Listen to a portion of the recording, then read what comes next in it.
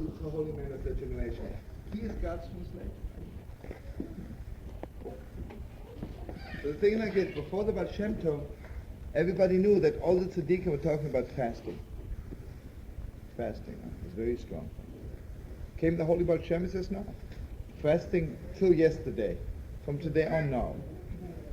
Because whatever has to be fixed in heaven was fasting was already fixed. Tell you something else. Everybody knew that you have to be up. You have to be up right after midnight. You have to be up big choice, right? No, wait. 1 second.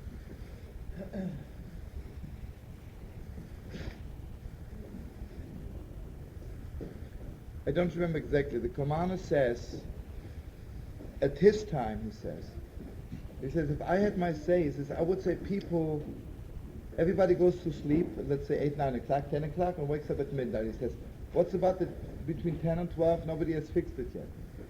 He says, if I would have my say, I would say people don't get up at midnight and maybe go to sleep after midnight, but fix the hours between 10 and 12.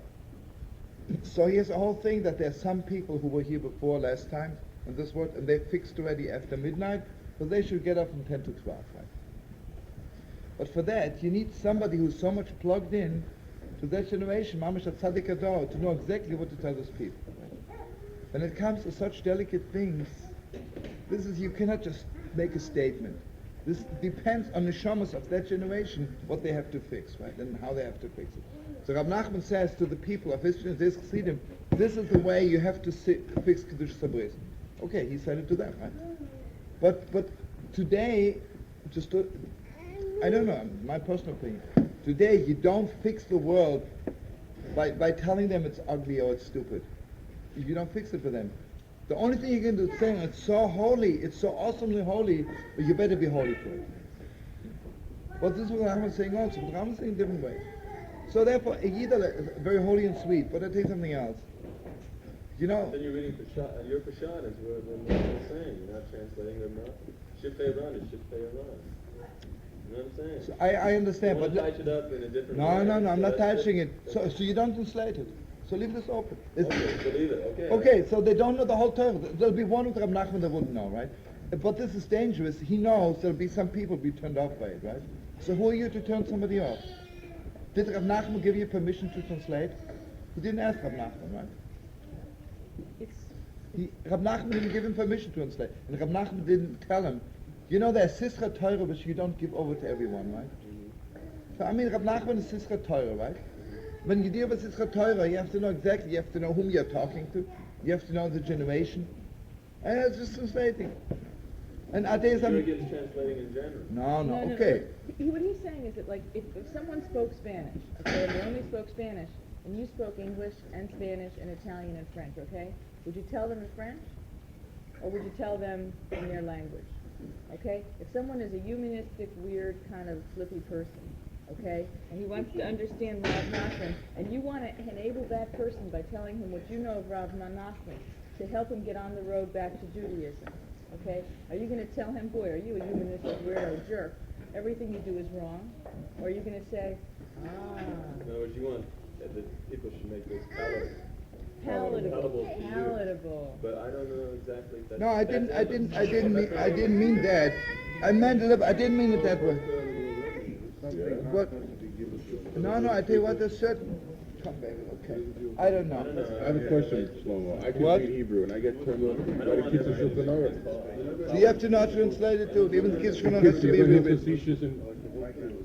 From my heart to your heart could be rewritten, you know. What the kids do.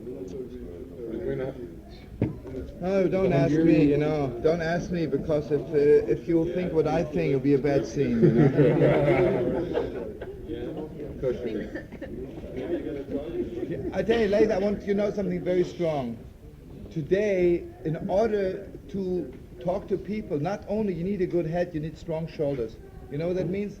Like Chassidim would say, you have strong shoulders, you can take something upon yourself. Take upon yourself even to do wrong, because if this, I want to turn on this Yiddish to Yiddishkeit, I take it upon my shoulders. That's the way, because that's what my nose tells me. You know, you just don't... You know, I'll tell you what, if someone thinks L.S.D is beautiful, you don't put L.S.D on the table and say, oh, brothers, just take it. Because every ounce is murder, right? You have to know exactly how much to give. Rab נחman is murder, right? Rab נחman is the highest drugs there is, right? You have to know exactly, and there are certain pieces are a little heavy L.S.D, which the world isn't ready for it. So you just don't give it out. That's all there is to it. I told you, Rav Kook said, Rav Kook said, every Chassidish Sefer is on the level of food, Rav נחman on the level of drugs. He said to his Chavre, watch out, Rav נחman is drugs, if you take too much, you'll blow your mind. And I tell you, the greatest thing is, 30 years when Rav Kook was alive, who was talking about drugs and who was talking about food. But he was mamish like into it, he knew what's going on. Yeah. He says, it's drugs, you got to be careful. A gewalt, I heard it from his son, was 2 years, and mamish blew my mind, You get it from 2 years? Yeah. At that time it was 1966, and I just came from San Francisco, I was drugs hanging around. He says to me, that my father said, Rab נחman is drugs, so you got to be careful. I think it was totally No, Rav Kook is not that much. Rav Kook is like sweet candies,